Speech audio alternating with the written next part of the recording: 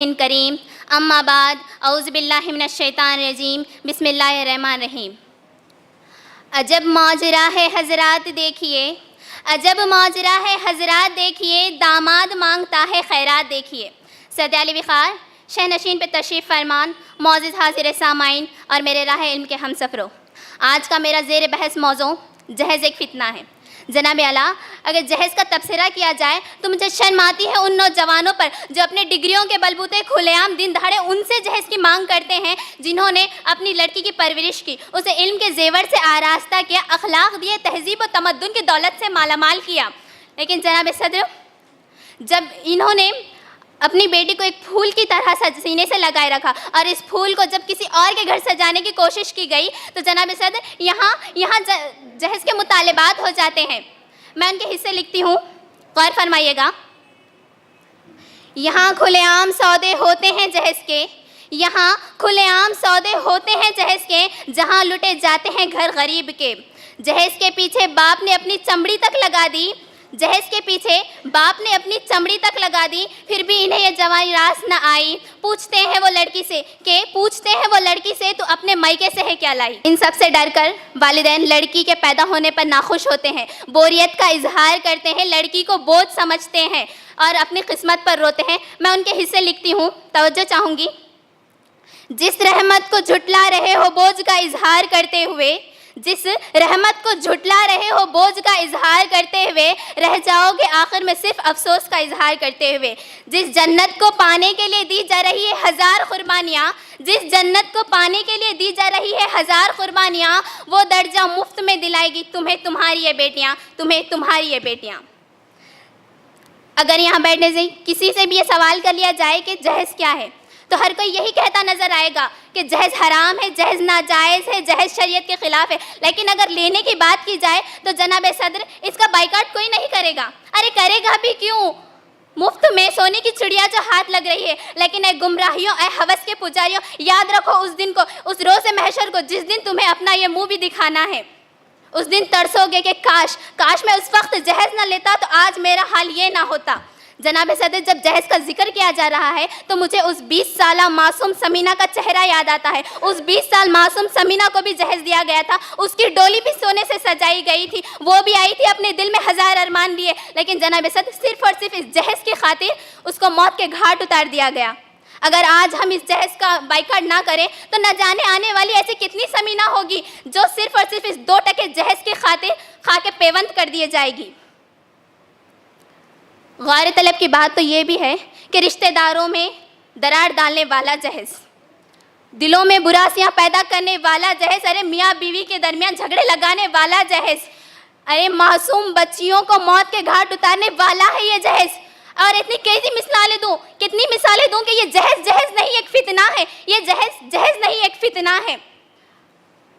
اب بھی وقت ہے لوگوں، سنبھل جاؤ اس روز محشر سے پہلے، اس دن سے پہلے، اس آخرت سے پہلے اور کوئی عذاب نازل ہونے سے پہلے۔ میں اپنی تقریر کا اختتام چند اشعار سے کرتی ہوں، ملاحظہ فرمائیے گا۔ بہت عزیز تھی لیکن رخ سحر کی ڈگن، بہت عزیز تھی لیکن رخ سحر کی ڈگن، بہت خریدا حسیناؤں کے نور کا دامن، سبک تھی تمنا، دبی تھی تکن، سنا ہے ہو بھی چکا ہے وصال منزلوں کا، سنا ہے ہو بھی چکا ہے وصال منزلوں کا، بدل چکا ہے ابل درد کا دستور، گرانے شب میں ابھی کمی نہیں آئی، نجات ہے دور دل کی گھڑی نہیں آئی، چلے چلو منزل ابھی نہیں آئی، چلے چلو منزل ابھی نہیں آئی۔ جزاک اللہ خیر۔ ایک شخص جو واقعہ خوشی سے دیتا ہے لیکن اس کی وجہ سے معاشرے میں ایک ماڈل قائم ہو جاتا ہے۔ کیا ہو جاتا ہے؟ ایک ماڈل قائم ہو جاتا ہے۔ دیکھیے مثال کے طور پر ہماری مارکیٹ میں ایک ڈریس آتا ہے اور اس کا نام ہوتا ہے حلیمہ سلطان۔ اس ڈریس کو دیکھ کر معاشرے کی تمام خواتین میں ایک خواہش پیدا ہوتی ہے کہ یہ ڈریس ہمارے پاس بھی ہو، تو اسی طرح ایک کے بعد ایک سب اس ڈریس کو خرید لیتے ہیں۔ تو اسی طرح جو لوگ اس شادی میں شرکت کرتے ہیں تو ان کے ذہنوں پر اس کا منفی اثر پڑتا ہے، کیونکہ وہ بھی اپنی اولاد کے لیے ایسی خواہشات کا اظہار کرتے ہیں۔ کیا کرتے ہیں؟ خواہشات کا اظہار کرتے ہیں۔ یہی وجہ ہے کہ خوشی سے دینے والے ہی ہوتے ہیں اور وہ پورے معاشرے کو خراب کر دیتے ہیں۔ سچ کہوں تو معاشرے کی بربادی کے ذمہ دار یہی لوگ ہیں جو خوشی سے دیتے ہیں، اور ان سے بھی بڑے مجرم وہ لوگ ہیں جو کہتے ہیں کہ لڑکی والوں نے خوشی سے دیا ہے تو ہم لے آئے ہیں. جہیز کی فرمائش کرنے والے بھی کبھی یہ نہیں کہتے کہ انہوں نے فرمائش کی ہے. بعض لوگ بظاہر تو کہتے ہیں کہ کچھ نہیں چاہیے، لیکن اگر کچھ دے رہے ہیں تو بتا دیں تاکہ چیزیں گھر میں دوہری نہ ہو جائے. نعوذ باللہ، ان کا اشارہ کس طرف جا رہا ہے کہ لڑکی والوں کو خوشی سے کچھ نہ کچھ تو دینا ہی چاہیے. اس بات پر میں ایک شعر عرض کر رہی ہوں، سماعت فرمائیے. مال و دولت کے اسیر لگتے ہو، مال و دولت کے اسیر لگتے ہو، با خدا بے ضمیر لگتے ہو. مانگتے ہو جہیز شادی میں، مانگتے ہو جہیز شادی میں، خاندانی فقیر لگتے ہو. اس کے متعلق اللہ تعالیٰ قرآن مجید میں کیا ارشاد فرماتا ہے، دیکھیے. اے ایمان والو، خطاب کس سے ہو رہا ہے؟ ایمان والوں سے خطاب ہے. اے ایمان والو، آپس میں ایک دوسرے کا مال باطل طریقے سے مت کھاؤ، یعنی ناجائز طریقے سے. تو اللہ تعالیٰ حکم دے رہا ہے، تو خوشی سے دینا بھی اللہ کے حکم کے خلاف ہے. ایک غریب باپ کے لیے اس طرح کی دکھاوے کی شادی، پچھلے اس کی عمر کا پورا مال خرچ ہو جاتا ہے، اور زندگی بھر کی کمائی کر کے رکھے والا پیسہ بس ایک شادی میں خرچ ہو جاتا ہے. اور ایسے خاندان مالی طور پر کئی سال پیچھے چلے جاتے ہیں. ہمارے دین اسلام میں اس قسم کے کسی رواج کو نہیں رکھا گیا. اس بات پر میں ایک شعر عرض کر رہی ہوں، سماعت فرمائیے. کہاں سے آئی ہے لوگوں بتاؤ رسم جہیز، کہاں سے آئی ہے لوگوں بتاؤ رسم جہیز، خدا کے دین میں اس کا کوئی سراغ نہیں.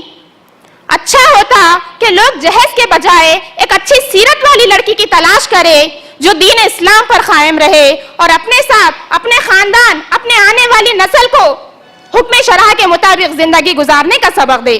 اس کی بائیکاٹ ہم اس طرح سے کر سکتے ہیں کہ جو بھی دکھاوے کی شادیاں ہمارے معاشرے میں ہو رہی ہیں، ہم ان میں شرکت نہ کریں. اگر کوئی شخص دعوت نامہ لائے، ہم اس کی معلومات رکھتے ہیں تو تبھی اس سے منع کر دیں کہ ہم شرکت نہیں کریں گے. ہو سکتا ہے ایک دو لوگ منع کرنے سے اس کا خاتمہ نہ ہو، لیکن ہر اچھے کام کی شروعات ایک فرد سے ہی ہوتی ہے. اگر ہر فرد اپنی ذمہ داری سمجھ کر ایسا کریں گے تو انشاءاللہ ایک دن اس قسم کی رسومات کا خاتمہ ضرور ہوگا. آخری میں ایک شعر عرض کر رہی ہوں، سماعت فرمائیے. کوئی تو ایسا رواج لاؤ اے زمانے والو، کوئی تو ایسا رواج لاؤ اے زمانے والو، جس سے بیٹیاں جیت جائیں اور جہیز ہار جائے. نہ جانے کیسا یہ حال ہو چلا ہے، دلوں کو جھوڑنا چھوڑو، پیسوں کا کاروبار ہو چکا ہے. جس نے دے دی اپنی پرورش تجھے، جس نے دے دی اپنی پرورش تجھے، ارے اس باپ سے مانگنا باقی کیا رہ گیا ہے.